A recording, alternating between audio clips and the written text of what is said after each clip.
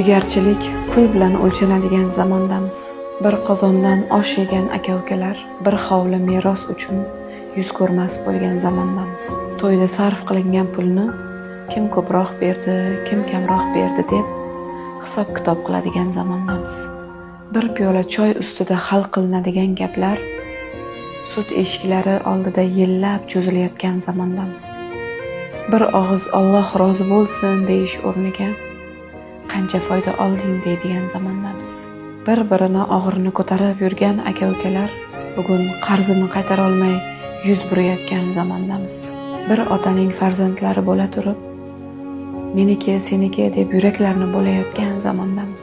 Onaga qarash seni navbating, meni navbatim deb navbat bilan amalga oshiradigan zamondamiz. Bir hovlining changalida o'ynagan jigarlar bugun ishim ko'p deb bir-biridan xabar olmagan zamondamiz. Aka-ukalar opa-singillaridan xabar olmasdan sovib ketgan zamondamiz. Mehrni esa hisob-kitobga almashib qo'ygan zamondamiz.